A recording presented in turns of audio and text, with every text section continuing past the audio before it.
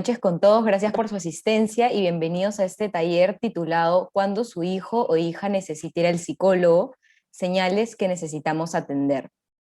Ahora quiero presentarles a nuestra moderadora de este taller, la magíster Regina Tagliabue. Ella es licenciada en Psicología Clínica, especialista en niños y adolescentes, es presidenta de la Asociación Peruana de Psicoterapia Psicoanalítica de Niños y Adolescentes, la APNA, es docente universitaria en la Universidad Peruana de Ciencias Aplicadas, la UPC, y es miembro del CPPL.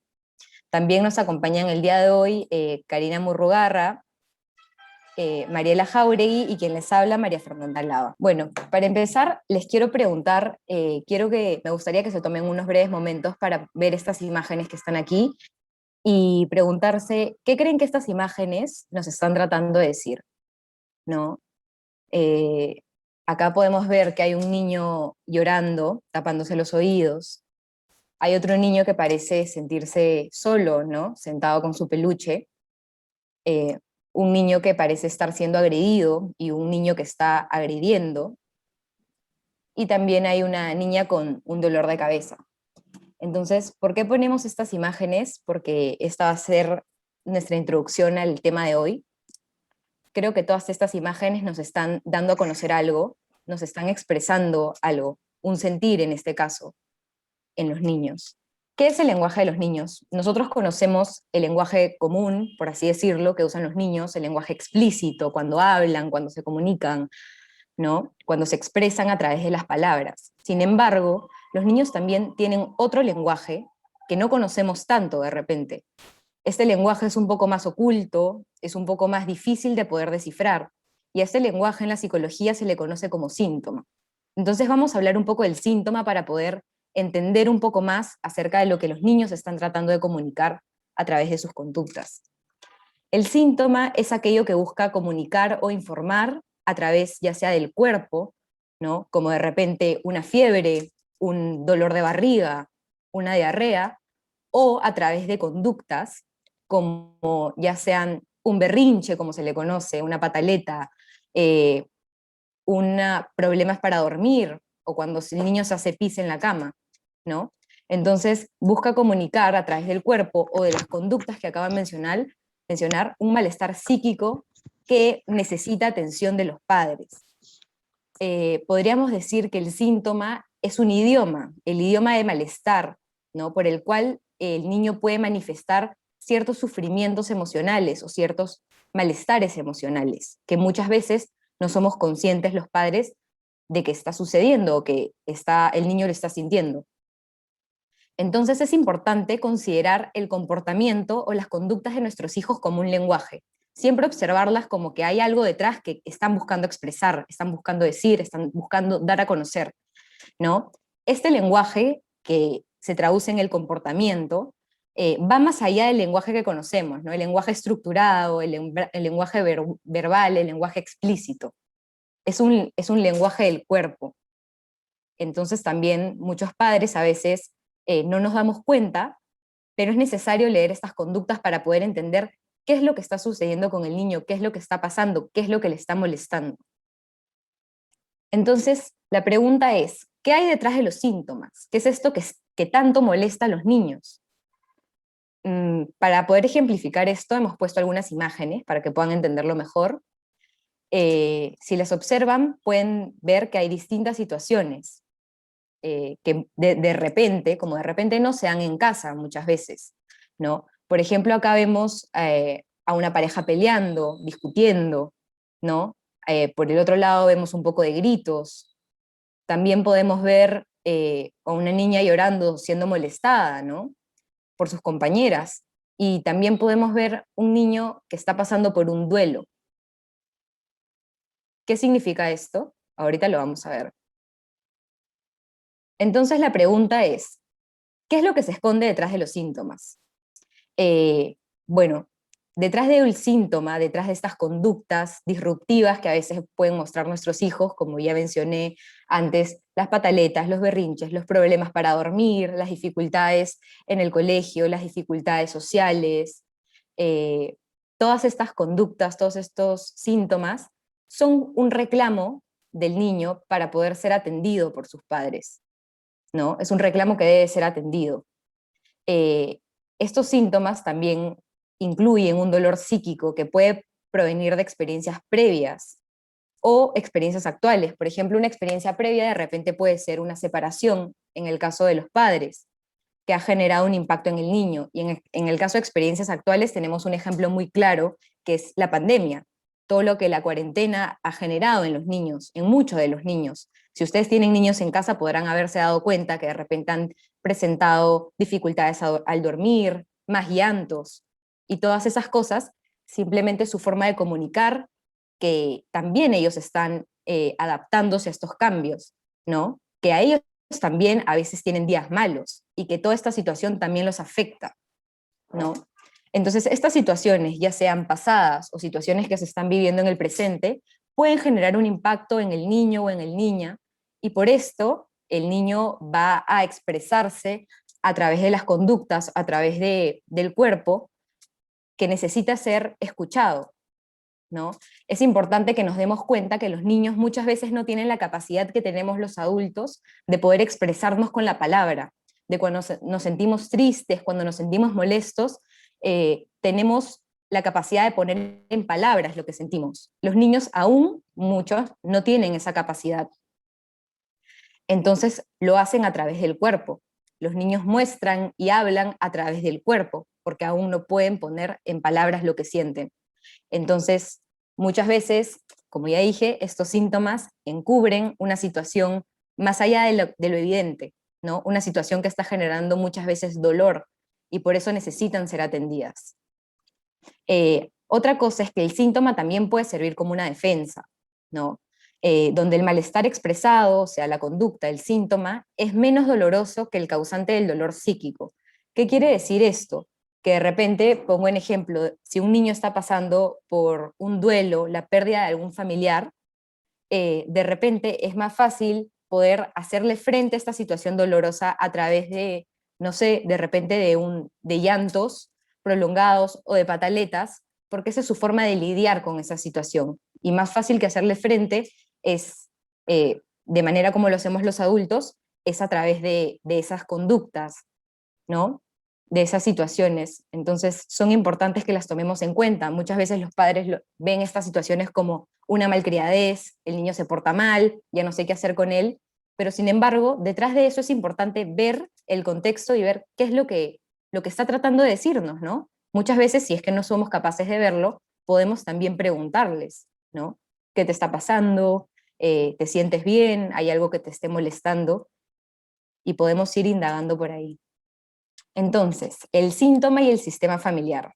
Muchas veces los hijos son portavoces de la dinámica que tenemos como familia en casa.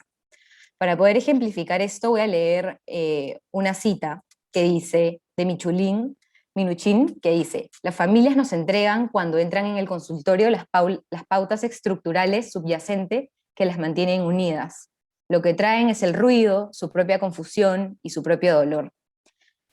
¿Esto qué quiere decir? Que muchas veces cuando personas, ya sean familias enteras o personas individuales, llegan a consulta psicológica, muchas veces llegan por problemas.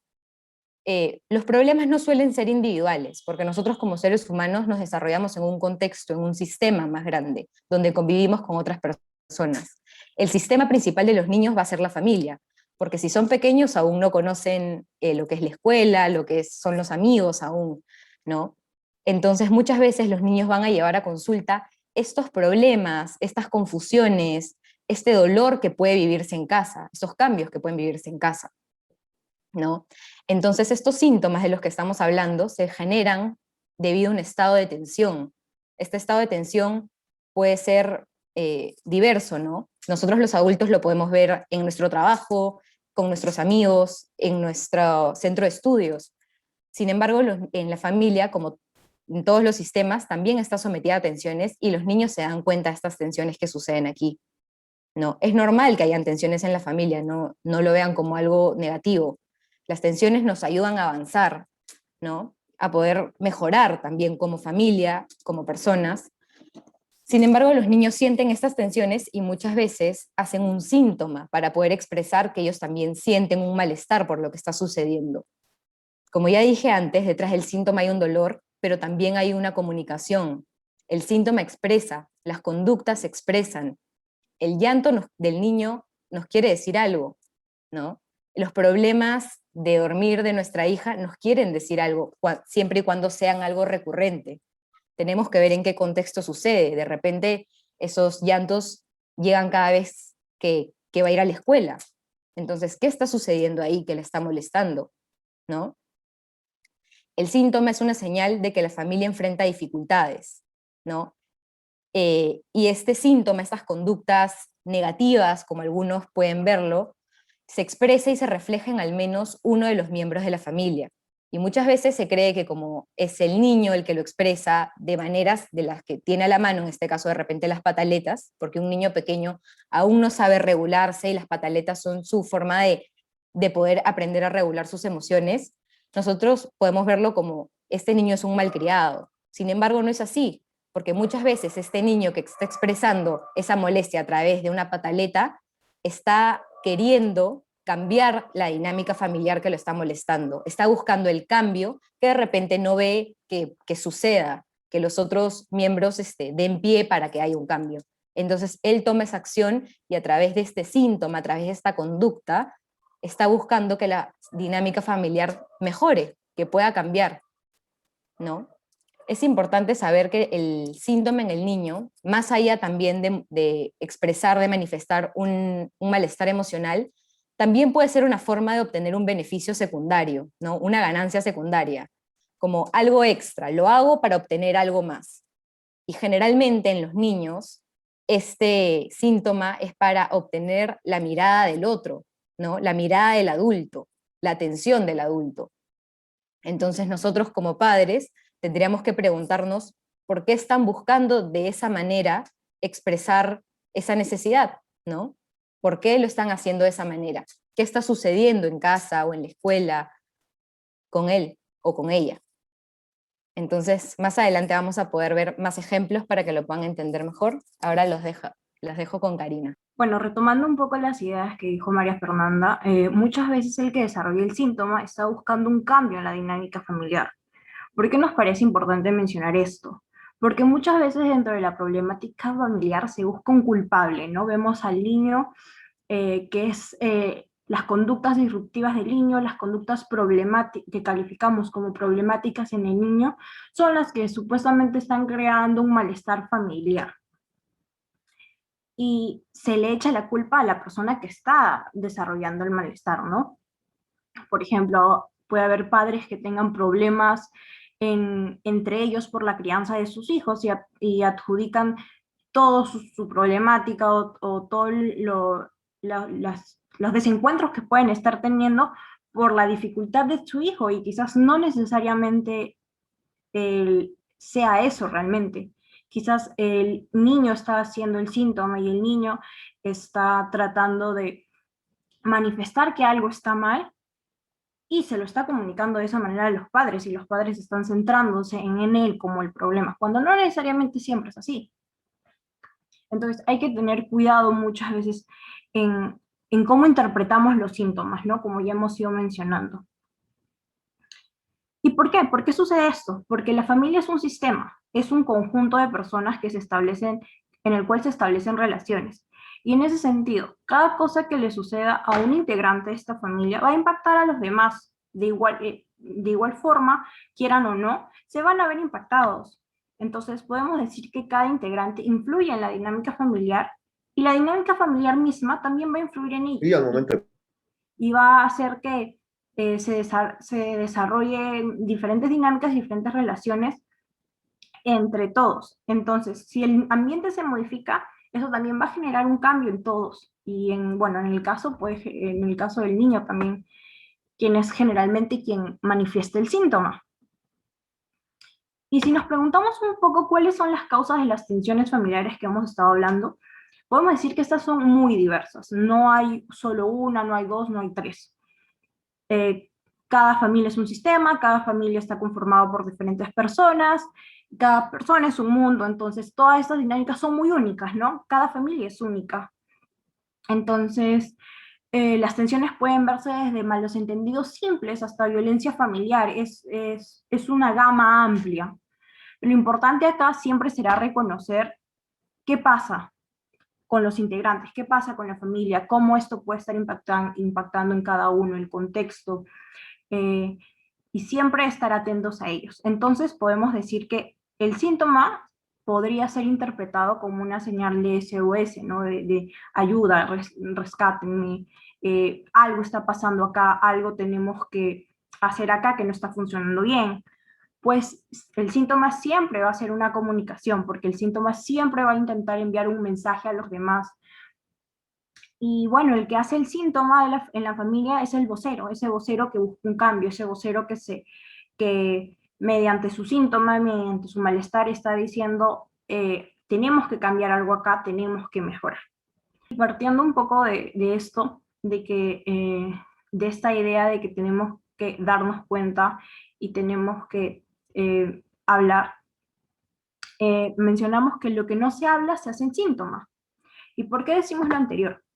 Porque muchas veces los adultos tomamos la decisión de no hablar de ciertos temas con los niños porque podemos entenderlos como sensibles y delicados, ¿no? Entonces buscamos proteger a los más pequeños. Sin embargo, esto no siempre es así. Debemos de ser capaces de identificar cuánto esto realmente va a ser positivo para los niños y si en todo caso realmente va a ser positivo no hablarles de algo, ver si realmente el niño no se va a dar cuenta de lo que está pasando. Muchas veces existen secretos a voces dentro de las familias y los padres y en general los adultos, pues no siempre hablar frente al niño, pero sí los niños sí van a poder encontrar actitudes, comentarios que van a identificar como que algo está pasando. Y el niño, como niño, puede pensar mil y unas cosas en su deseo de entender, en su deseo de comprender. Por eso es muy importante recordar que tanto lo que pasa y se habla, como aquello que no se dice ni se expresa explícitamente, va a ser percibido y va a afectar a todo el sistema familiar, incluyendo a los más pequeños. Los niños se van a dar cuenta de algunas cosas y ellas no van a escuchar, pero pueden estar pensando, algo está pasando acá, ¿qué está pasando? Y pueden imaginar mil y unas cosas y eso crea incertidumbre en ellos y la incertidumbre no siempre es la mejor posición.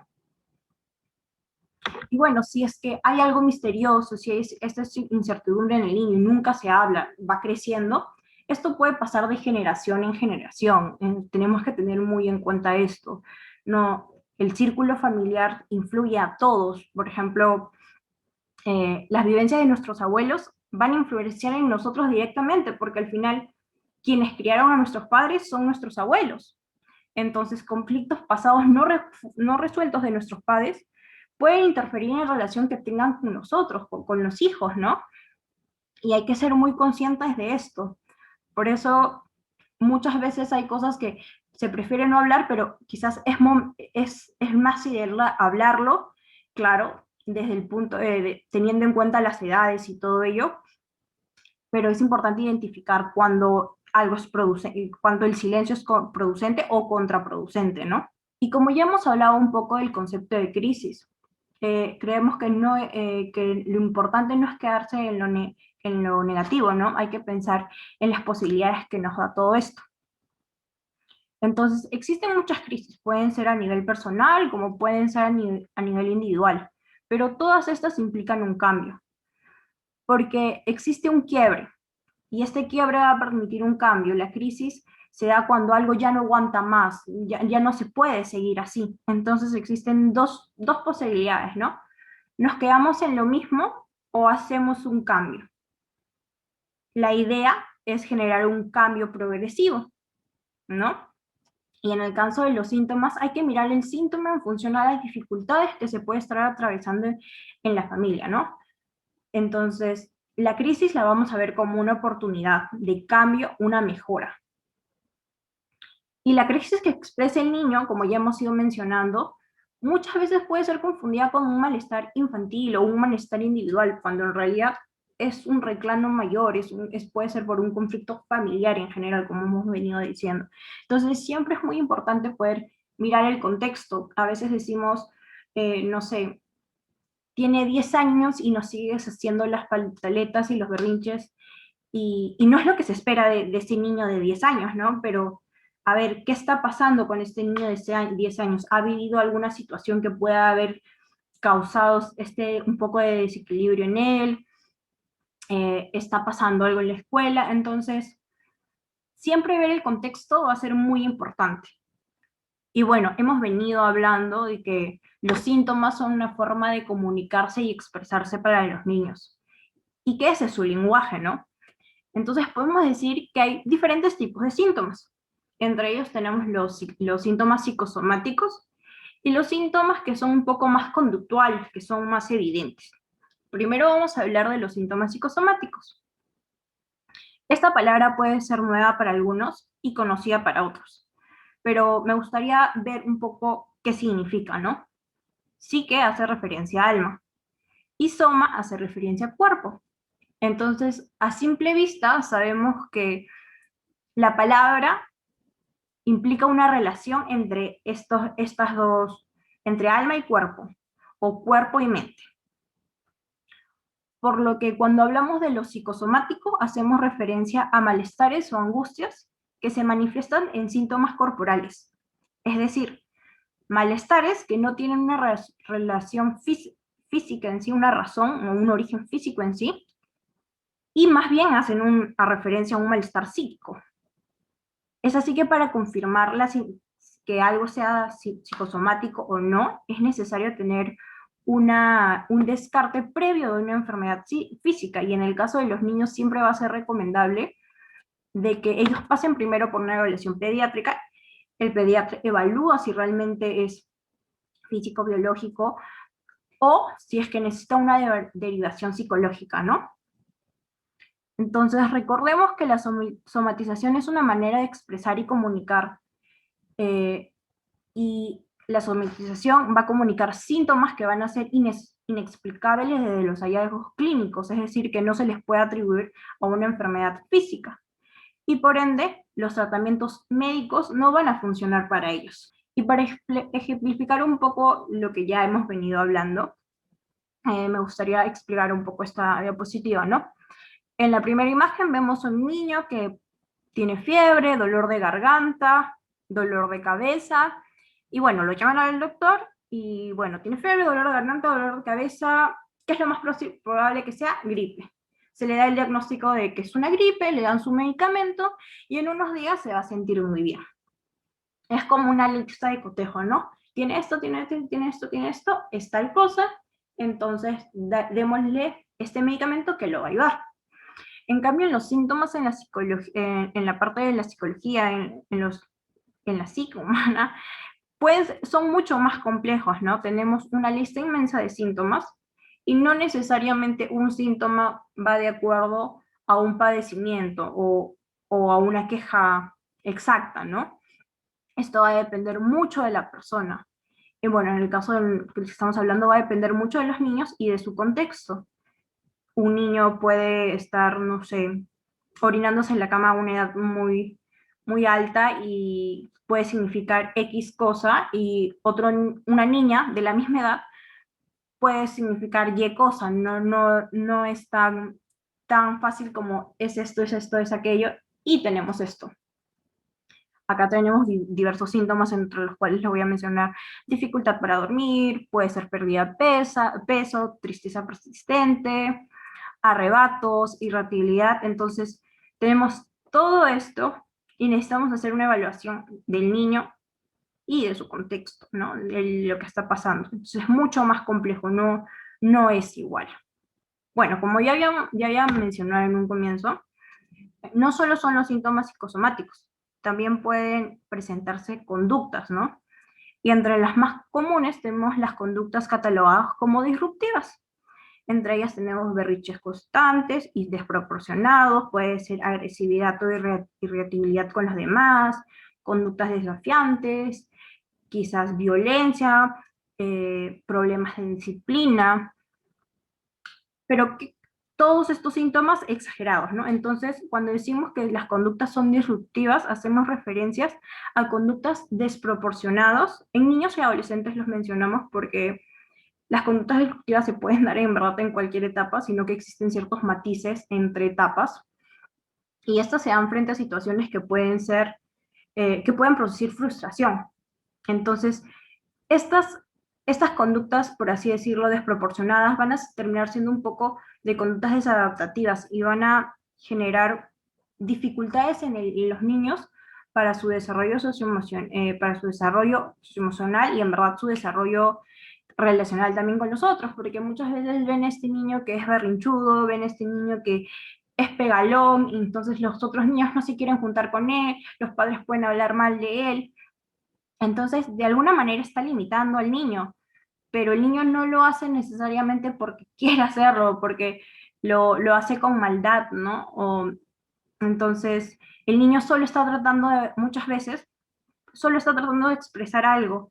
Entonces es importante ver a los niños con los ojos del niño, porque muchas veces los padres pueden decir, ay, qué pesado mi hijo, lo hace solo para hacerme renegar, o lo hace para darme la contra, y quizás no es eso, lo hace para comunicar algo, lo hace para comunicar y decir, no estoy bien. Entonces, hay que mirar a los niños con los ojos del niño. Y muchas veces, y también tenemos que ver a nuestro niño real, ¿no? No al niño idealizado que tiene que cumplir al 100% todas las cosas. Y es muy importante acá ver los matices que pueden haber, ¿no? Estamos acá recalcando que las conductas disruptivas son reacciones desproporcionadas. Y es ahí, en los extremos, donde debemos de prestar atención. Y siempre vamos a tener que prestar atención en cómo es nuestro niño, nuestro hijo. Nosotros los conocemos y a partir de eso también vamos a conocer qué cosas pueden ser sospechosas y qué cosas pueden estar comunicándonos algo, ¿no? Y bueno, vamos a seguir con Mariela que nos va a seguir hablando un poco de este tema. Sí, de hecho, solo para como concluir un poquito de ya que lo que hemos venido conversando, respecto a las conductas disruptivas, no solo es que estas tienen un motivo por el cual, digamos, salen a la luz o pueden ser evidenciables, ¿no? Como pueden ser ya lo que han mencionado las chicas, berrinches, pataletas, llantos, sino que también estas conductas disruptivas tienen un propósito como tal, y por esa misma razón también surge el síntoma del cual el niño está comunicando algo que sucede en su interior. Creo súper necesario en realidad que estas conductas disruptivas no debamos mirarlas desde un enfoque negativo e incluso desde el juicio que tiene el adulto sobre lo que el niño piensa y siente, porque como ya hemos venido conversando, las etapas de desarrollo además son muy distintas y por lo tanto la manera de expresar nuestras emociones va a estar en esa misma línea. Creo también que ¿qué pueden estar comunicando las conductas disruptivas? Claramente necesidad de atención y cuidado, respecto a demandas, un poco el tiempo de los padres, la forma de tratar de los padres hacia los hijos y esa interrelación que puede haber, y problemas socioemocionales propios de la edad, propios incluso del círculo y de la dinámica familiar en la que el niño o niña se encuentre. Y como decía, ¿no? Muchas veces los papás solemos mirar a los hijos, a los niños, desde nuestro lenguaje, desde nuestra visión, y por esa razón también es que no logramos entender y coincidir en el mismo tiempo, cuando en realidad el niño va a necesitar que sea mirado desde su propia óptica, desde sus propios ojos y también desde el mismo entorno y época de desarrollo en el que se encuentra. Bueno, respecto a que a veces planteamos que no existe síntoma dentro de nuestra dinámica familiar o incluso sobre nuestros niños, porque digamos que hemos normalizado ciertos tipos de conductas que deberían tomarse desde el lado en el que, ok, ese tipo de conductas, los berrinches, los llantos, ¿no?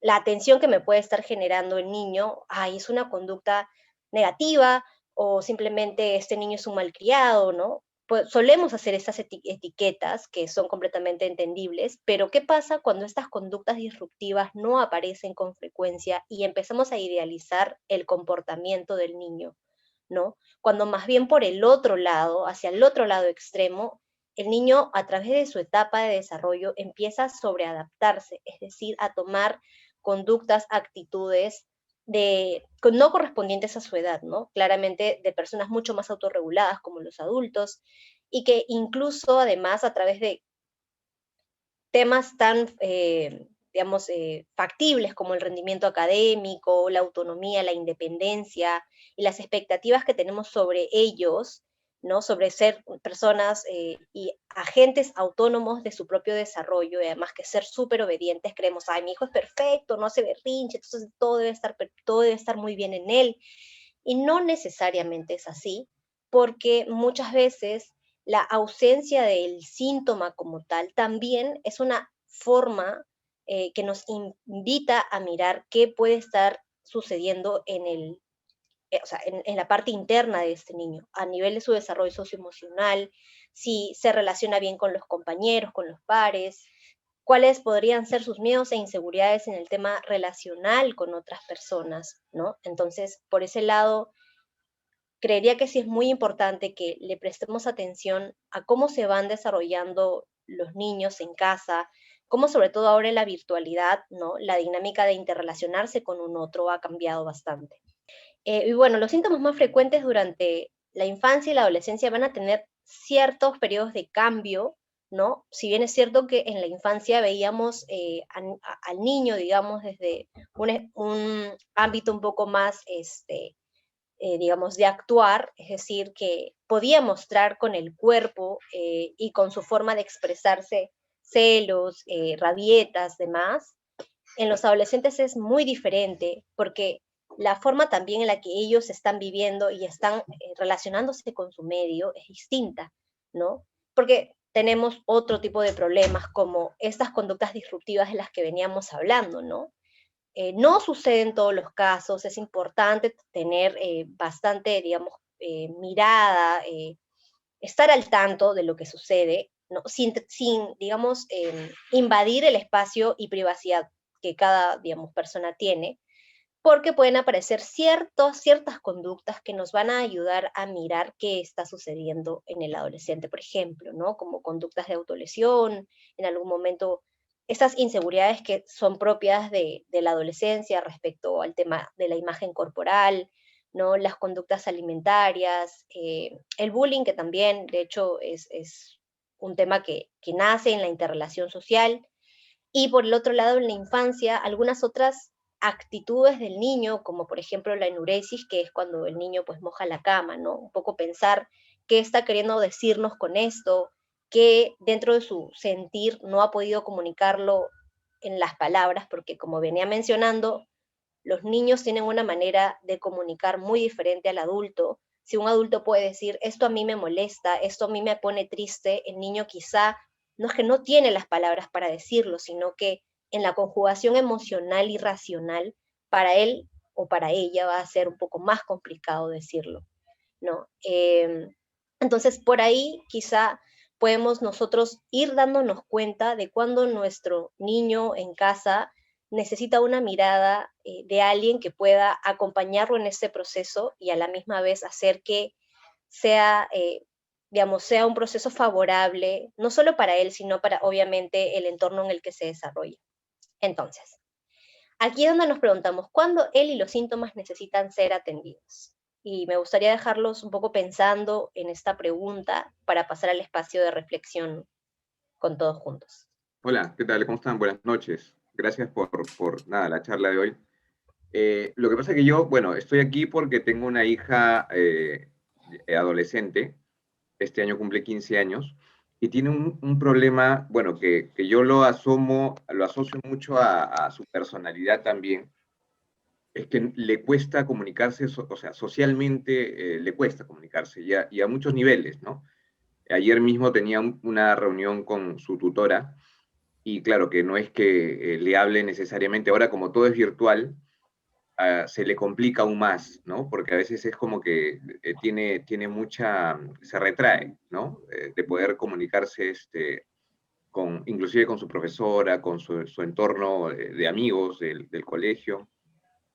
Yo no vivo con ella, yo me separé cuando ella tenía 6 años de su mamá. Y bueno, después de eso, como que ya niña, la llevé a terapia, estuvo 2 años y le ayudó, sí, le ayudó. Tuvo la ventaja de que le ayude. Sin embargo, yo no sé si en este momento de su etapa, de su vida, ¿no?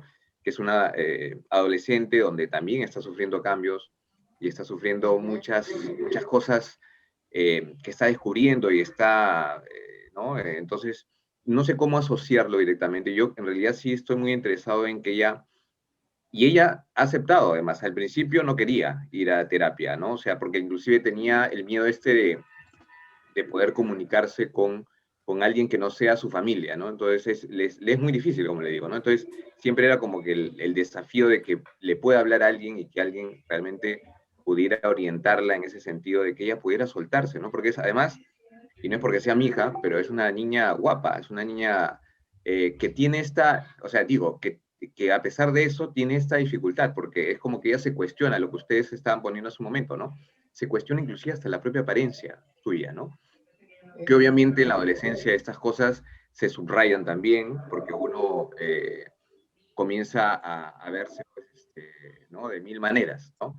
Pero ella tiene este problema de comunicación. Entonces yo quisiera sí buscarle una solución, porque, bueno, las circunstancias han definido de que inclusive su mamá el año pasado se haya ido a vivir afuera, está viviendo en Estados Unidos y ya ni siquiera está con la mamá, está con su hermana mayor, está con su tía, con su abuela, con una nana que la ve desde que es chiquita, y yo que estoy supervisando sus cosas, o sea, tengo una relación muy buena, estupenda con mi hija, ¿no? Siempre he estado ahí presente en sus cosas, o sea, estoy tratando de estar seguido, pero no vivo con ella, ¿no? Y esa es una dificultad también para mí, pero sí quiero que lo supere, ¿no? Y no sé cómo asociarlo con el tema este de la adolescencia, si, cómo hay que ir en el sentido de que obviamente quiero que ella ya tome conciencia de que esto en algún momento le va a comenzar a generar más problemas, ¿no? Porque ya es una persona que está justo en la transición también, ¿no? Eso, quisiera comentarles eso y les agradezco el espacio y la orientación y para poder, no sé, Eh, encauzarlo. Ahí dos preguntas, ¿no? Para Dafne y para Aldo, es importante siempre saber la edad del niño o del adolescente. Por ejemplo, ¿qué edad tiene la niña de Dafne? No sé si yo no escuché o no se mencionó. ¿Y qué edad tiene su niña, Aldo? Sí, sí lo mencioné. Tiene 9 años. Me 9 separé 6 años. Ujú. añitos. 9 Sí, años. en mi caso, bueno, mi hija tiene 14, el 1 de julio cumple 15, o sea, está a punto de cumplir los 15, ¿no? Ujú. Sí, eso es importante, ¿no? O sea, lo que sí, vamos a ver qué plantea Mariela o Karina. Sí, en los dos casos, ambas niñas tienen experiencia de que sus papás se han separado, ¿no? Entonces, a veces se piensa que los niños tienen la dificultad porque los papás se separan. En realidad, eso no es el tema mayor. El tema mayor es cómo los papás manejan la separación. Lo voy a graficar en términos de lo que plantea Dafne, ¿no? O sea, cómo de repente cuando los papás se separan y hay temores, aparecen temores en los papás, desconfianza, a dónde va el niño, a dónde va la niña, ¿no? Y hay generalmente la desconfianza es hacia el papá, generalmente. Hay cuestiones culturales, sociales que se juegan ahí, ¿no? Entonces el niño percibe eso. Y para el niño es bien difícil pedir, digamos, a ver, pongo de repente un ejemplo, ¿no? Algunos niños, los papás dicen, cuando está en la casa del papá, extraña a la mamá. Y cuando está en la casa de la mamá, extraña al papá. Y entonces es como que se responsabilizan. Algo debe de pasar en el otro lado que no está bien. Y de repente no es así. Solamente que cuando el niño está en un lado, va porque quiere mucho a cada uno de sus papás, pero seguramente extraña al papá que en ese momento no está y es esperable. Y a veces uno adulto por ahí piensa que algo malo está pasando o algo es inadecuado está sucediendo, ¿no? Entonces el niño sufre mucho con este tipo de situaciones, para él son muy dolorosas, ¿no? pero generalmente a veces los padres en el proceso de separación, sin darse cuenta, como que filtran o tramitan a través del niño algunos desencuentros que los llevó ya a la separación. Quería tomar un poco lo que acaba de comentar Regina, ¿no? Es súper importante en ambos casos, como han mencionado Dafne y Aldo, tener en consideración que hay una aproximación para hablar con nuestros hijos sobre la separación, ¿no? Y creo que la mente del niño, la forma de tomar, digamos, esta decisión que no parte de ellas, digamos, de una forma en la que además sientan a sus padres dentro de su entorno cercano, siendo más que nada aliados de este proceso que va a ser bastante cambiante, en el caso de Dafne desde bueno, la etapa de la niñez y en el caso de Aldo ya como puber adolescente, ¿no? Ambas etapas de desarrollo tienen sus propios desafíos que hay que tener en cuenta desde la forma además en la que ellos le van haciendo frente a estas propias dificultades, incertidumbre que pueden sentir al respecto, ¿no? Yo considero súper importante también la validación. Hay que validar ciertas cosas que van pasando con ellos, no desde el enfoque negativista de pensar que todo está mal quizá, sino de pensar de que una oportunidad que no sea tan favorable nos ayude a pensar dentro de nuestro espacio interno, de nuestra dinámica, de nuestra proximidad con ellos, qué es lo que no está, digamos, funcionando para que lo que está ahorita atravesando, sea la niña de Dafne o la adolescente de Aldo, le permita crecer y también cuestionarse. Pero eso sí, siempre, digamos, desde lo que hemos venido conversando, teniendo a las personas, a estos referentes que pueden ser sus papás, su familia cercana, para acompañarlos, ¿no? Yo tomaría eso, digamos, desde el punto de vista.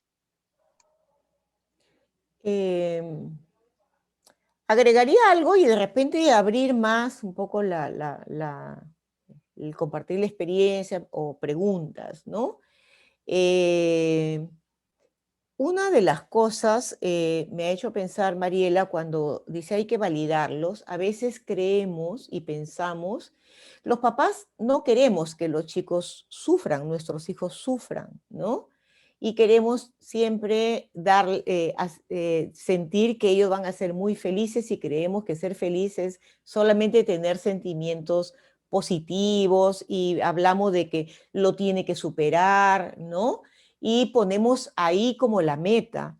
Y de repente sí es importante que el niño pueda reconocer que está triste, que extraña al otro papá, que le gustaría que sus papás vivan juntos, pero también ir aprendiendo a aceptar la realidad. Creo que los dos casos que nos han comentado, tanto Dafne como Aldo, reflejan, además de la separación, que es un evento bastante importante, un cambio bastante importante, porque de hecho, de alguna manera va a hacer que el niño reorganice la estructura familiar que ya tenía, también implican más cambios, ¿no? Creo que Aldo comentó que la mamá de su hija se acaba de mudar fuera, y todas estas cosas, además de los cambios de la edad que están sucediendo, y sumados a la pandemia que estamos viviendo, que si a nosotros como adultos también nos afecta bastante, a nuestros hijos también, ¿no? El adaptarse a la virtualidad, el adaptarse a las relaciones sociales a través de una pantalla, es algo que puede ser bastante abrumador, ¿no? Yo creo que es importante el poder contenerlos, ¿no? El poder escucharlos y el poder contener todo lo que ellos puedan estar sintiendo. Entonces, a veces como padres me imagino que es difícil también poder preguntar o no saber cómo acercarnos a nuestros hijos. Sin embargo, el validar, el escuchar es muy importante. Y justo en el chat Berta mencionaba, podría poner un ejemplo de cómo validar, no lo tengo claro. Entonces, esto es algo muy importante, ¿no? Validar de repente, voy a ponerlo como ejemplo, cuando nuestra hija está mal, ha tenido un problema en la escuela y decirle, te entiendo, me imagino que lo que está sucediendo es muy difícil de llevar para ti, ¿no? Yo también he pasado algo parecido y comentarle nuestra experiencia, ¿no? Si necesitas algo, aquí estoy yo para escucharte, ¿no? Si necesitas ayuda, me tienes aquí. Entonces, el darles a entender de que estamos ahí para sostener, para escuchar, de repente sin juzgar, ¿no? Sin reclamar, es algo importante, porque sobre todo de repente, para todos, desde los niños hasta adolescentes y hasta adultos, pero de repente un adolescente o un niño que está entrando ya a la pubertad o adolescencia, que de por sí se aleja un poco más de sus padres o de la autoridad y se guarda un poco más esas cosas íntimas que le es difícil compartir, le es importante saber que tiene una figura paterna o materna que está ahí, ¿no? Sin ser intrusivo, sin de repente decirle, pero cuéntame, ¿qué te pasa?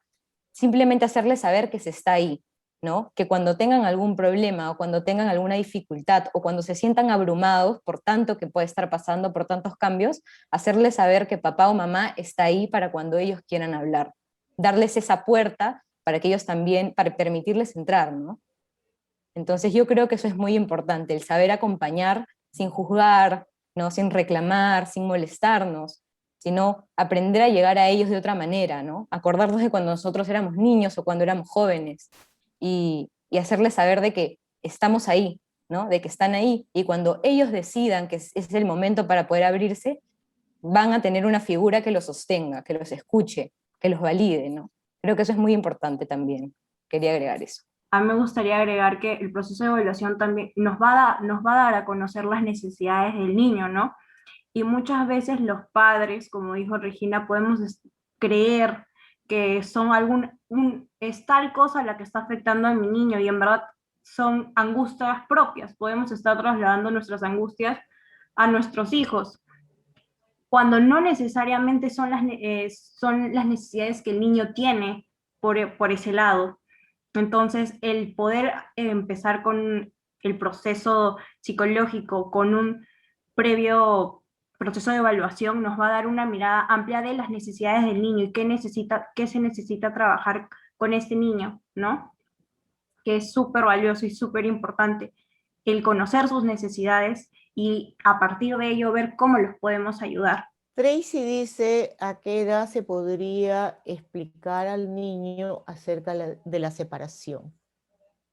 ¿Alguien tiene alguna experiencia de cómo le ha explicado a su niño?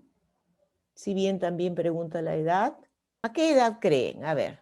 Bien, yo creo que a los 7 años está bien. Bueno, a los 7 años hablé con mi hijita sobre la separación y que el estar separado de su papá no implicaba que nosotros la dejáramos de querer o de amar.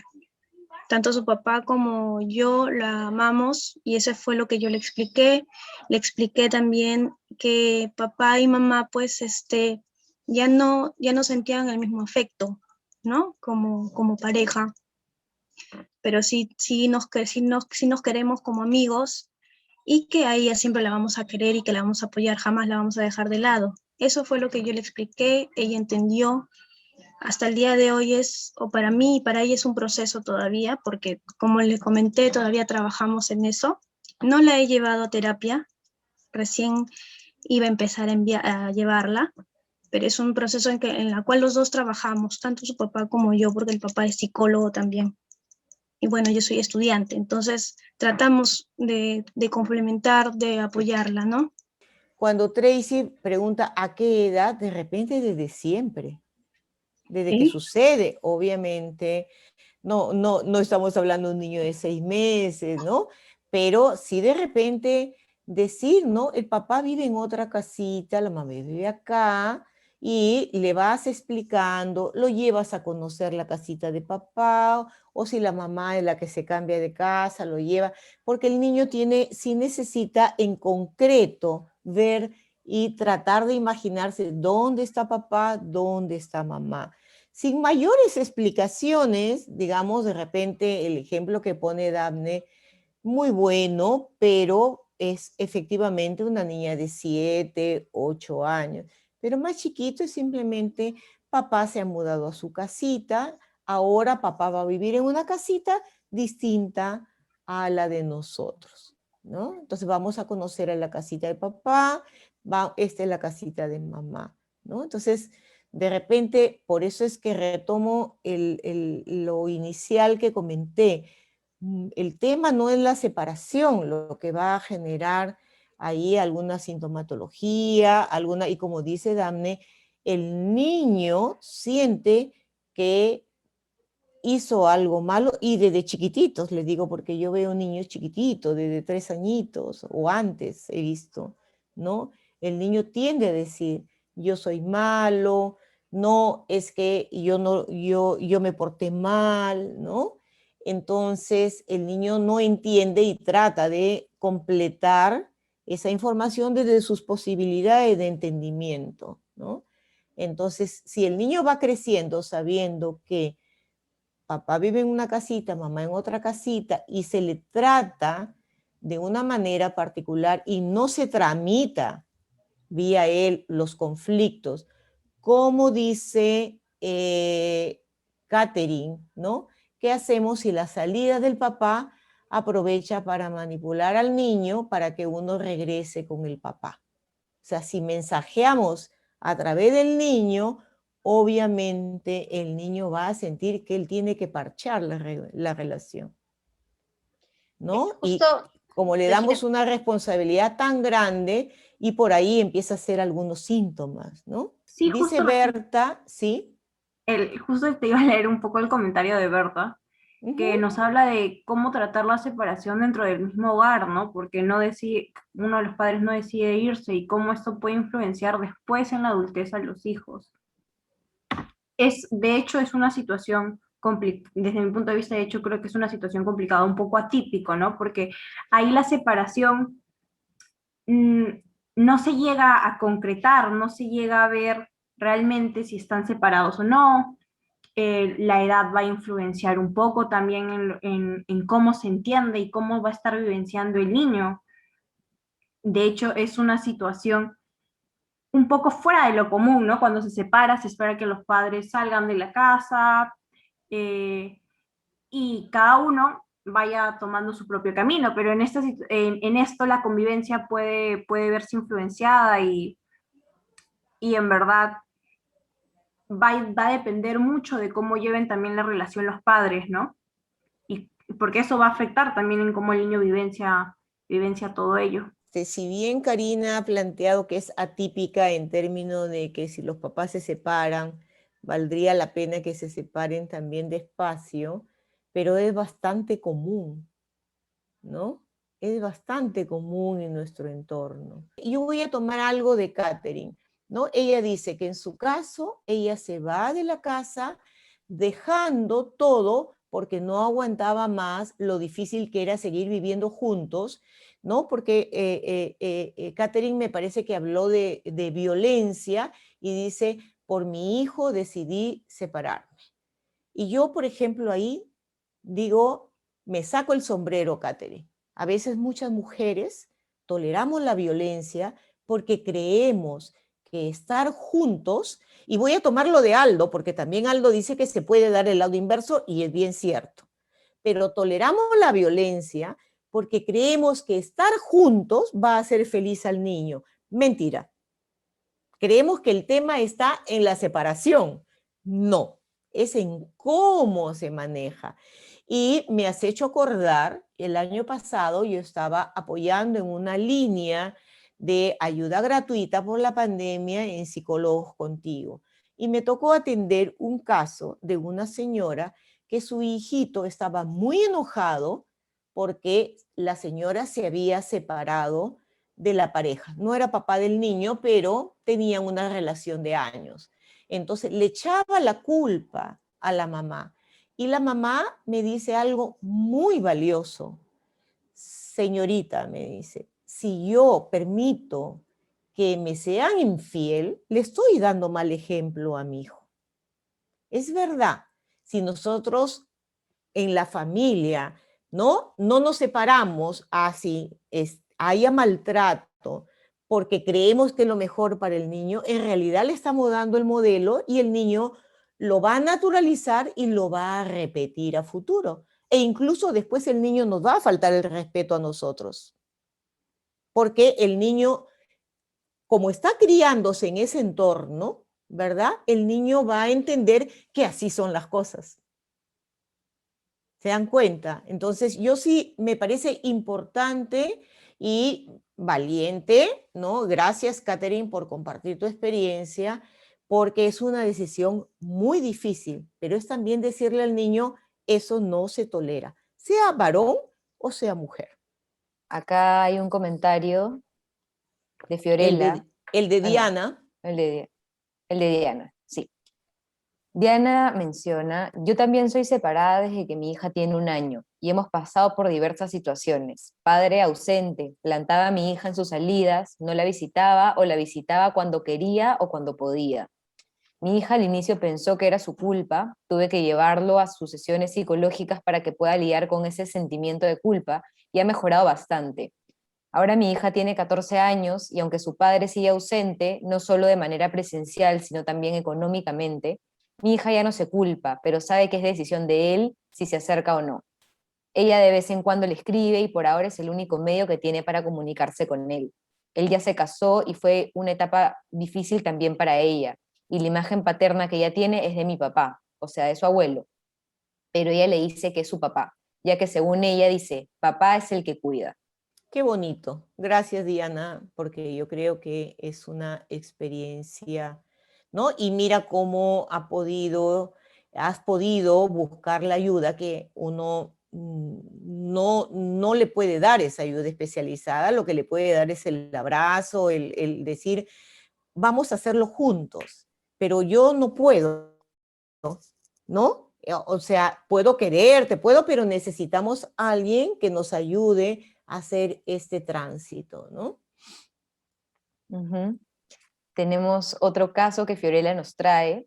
Ella dice, buenas, quería plantear el caso de 2 de mis sobrinas, una de 5 y la más chica de 2 años. El tema es que mi hermana y mi cuñado se pelean y se gritan todo el tiempo y les gritan mucho a ellas también. En la de 2 años veo que está muy enojada todo el tiempo. Las dos lloran y se enojan mucho, con mucha intensidad. Esta situación me angustia mucho. Me gustaría saber qué hacer como tía, más allá del cariño, escucha y contención que les doy. Muchas gracias por este espacio y el tema de hoy. Un abrazo. Allá creo que las niñas están teniendo algunas dificultades para poder regular sus emociones, porque justamente, como justo decía Regina hace un momento, ven la imagen de los padres y toman esa imagen muchas veces como modelo, ¿no? Entonces, al tener padres que de repente no ayudan a contener o a marcar ese límite que a veces se necesita, ellas tampoco están sabiendo cómo hacerlo, ¿no? Y por eso tanto enojo, tanto llanto, ¿no? Hay muchas cosas que de repente no logran entender, no logran expresar de una manera de repente más regulada cómo se están sintiendo dentro de casa.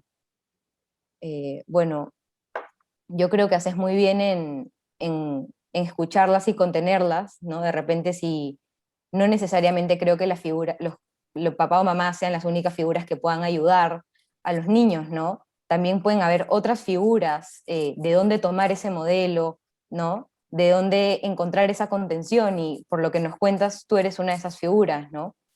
Eso es muy importante, poder escucharlas, poder escuchar lo que están sintiendo, poder ayudarlas a poner palabras o tratar de intentar en poner palabras de repente lo que pueden estar sintiendo. Yo sí creo que podría ser necesario un espacio especializado de terapia si es que es posible, ¿no? Y bueno, en tu caso creo que podría ser hablar con tu hermana, ¿no? Y comentarles un poco de lo que estás viendo, de lo que tú estás percibiendo, no en forma de ataque de repente, porque hay unos que se lo pueden tomar mal, sino como una manera de ayuda, ¿no? Planteárselo como una forma de ayuda también. Hay una frase que me gusta mucho que dice, lo que se cae en la infancia sale a gritos en la adolescencia, ¿no?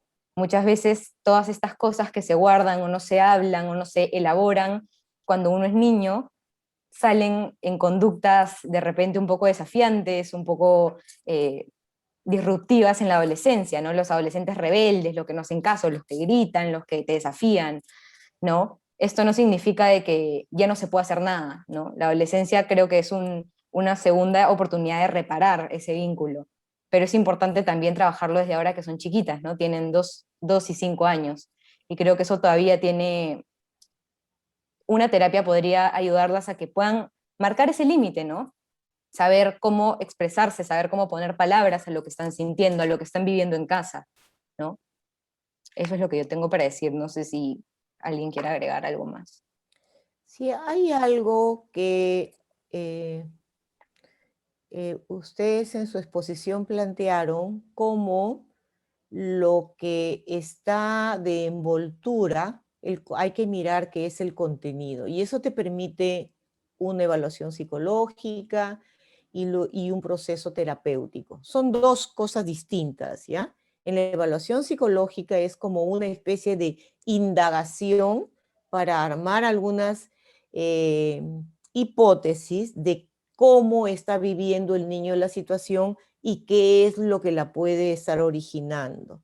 Y el proceso terapéutico es para elaborar eso. Una vez que yo entiendo por dónde va, ¿no es cierto?, por qué al niño le está dando la fiebre, si es por un resfrío, estoy haciendo una metáfora, ¿no? Y luego el proceso, digamos, de psicoterapia es para acompañar en el tiempo de ir haciendo la digestión de estas experiencias que están siendo perturbadoras, dolorosas para el niño. Sin embargo, ¿no?, una niñita de 5 años y 2 añitos, al ver que sus papás se pelean, deben sentirse en una situación de desamparo impresionante, ¿no? Entonces, detrás de este llanto, detrás de este enojo, hay mucha tristeza,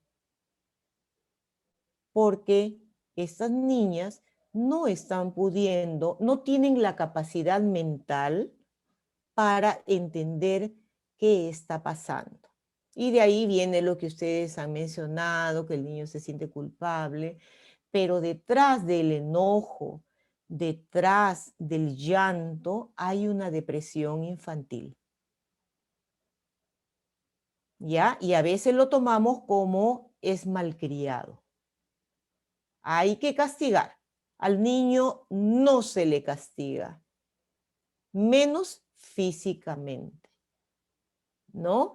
Simplemente es la impotencia, el no entender, la sensación de desamparo. Imagínense, nosotros adultos vemos a alguien que se están peleando, ¿verdad? Yo me pongo, me desarticulo, ¿no es cierto?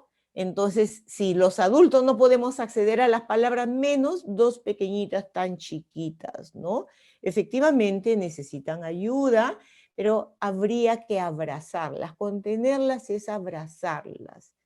Y hasta decirles, estás muy triste, estás enojada porque no entiendes qué pasa con papá y mamá. ¿Por qué se enojan tanto? ¿No? Entonces sí están necesitando ayuda. Sobre, digamos, lo que hemos visto hoy en la sesión, ¿no? De hecho, ha sido bien interesante, como comentaste, que el grupo en particular ha presentado una problemática, ¿no?, importante dentro, digamos, de la señal o del desarrollo del síntoma para que un niño o un adolescente pueda acudir a terapia y recibir ayuda, sino que me quedaba pensando en que en ambos casos, tanto en el caso de Sarita, en el caso de Aldo, de Reinaldo, ¿no?, que nos han venido comentando, de Fiorella y demás, el tema de la separación incluso, ¿no?, de la separación física que puede tener un niño, ¿no?, percibido con su cuidador o incluso las personas que viven en el entorno cercano, no solo puede generar cambios en su conducta, ¿no?, y en su sentir emocional, sino que también justamente esto que no se termina de soldar, de acompañar, de sostener adecuadamente, en la adolescencia se transforma en cualquier síntoma que posiblemente no solo a través del cuerpo salga, sino que sea algo que asfixia, ¿no? Y por esa razón reitero también el tema de la importancia de la evaluación diagnóstica, porque si uno es capaz de mirar estas señales a tiempo, puede también conducir a su hijo o hija en este camino para ayudarlo, ¿no? Ayudarlo desde una mirada profesional. Y bueno, creo sí que sería súper importante que vayamos un poco cerrando, de repente con el último comentario que han puesto en el chat. El de Elizabeth me parece El de Elizabeth. importante. A ver, lo voy a leer rapidito. Buenas noches, soy maestra de inicial y tengo una niña que de pronto dice que quiere pegarle a su mamá, golpear la laptop y se irrita en exceso. La madre refiere que se le ha agudizado esos episodios y son más frecuentes. La niña manifiesta su malestar ante todos. Yo he optado por parar la clase, pedirle que respire, se relaje y cantamos todos una canción. Sin embargo, con la madre a solas la situación se complica, grita, pega, tira cosas y la señora ya no sabe qué hacer. Viven la abuela, la madre y la nieta. Ujú. Yo ahí a modo de cerrar este taller, ¿no? Y agradecerles por las importantes experiencias compartidas, voy a plantear lo siguiente. Por ejemplo, Elizabeth, en este caso, algo está comunicando la niña, ¿no? Y sí valdría la pena que la mamá, los papás, se permitan entender qué está pasando, qué está queriendo comunicar con pegarle a la mami, golpear la laptop, irritarse. Seguramente que la pandemia favorece algunas conductas, pero creo que estas sí son importantes de atender a tiempo, como ha planteado Karina, Mariela y María Fernanda. Hay una cosa que yo les cuento, les comparto desde mi experiencia, ¿ya? Es que muchas veces cuando yo veo a niños adolescentes, porque yo veo niños y niños adolescentes, ¿no? Cuando veo adolescentes, muchas veces desde pequeñitos ya han presentado algunas conductas que se llama desde nuestro lenguaje síntomas, ¿ya? Y no se han dado importancia como comparte Fiorella, ¿no? Dice, se piensa que son muy chiquitos. Yo en mi experiencia he visto hasta niños de año 8 meses. Lo que pasa es que hay maneras de trabajar. Se trabaja, por ejemplo, cuando es en terapia, con los con la mamá y el pequeño, ¿no? O la pequeña, en sesiones con papá, ¿no? Incluso hoy día veía a una sesión de una niña que ella se asusta cuando se va vinculando y se aleja, una niña de 4 años. Entonces, ahí, por ejemplo, cómo ir trabajando algunas cosas, le digo, es que, a ver, vamos a invitar al papá a la sesión. El papá estaba ahí y ella salía, ¿no? Que trabajo ahí con la mamá. Entonces, ¿qué pasa? Los niños son muy sensoriales. Los niños perciben más de lo que imaginamos. Y cuando pasamos desapercibidos algunas cosas, más adelante, ¿no?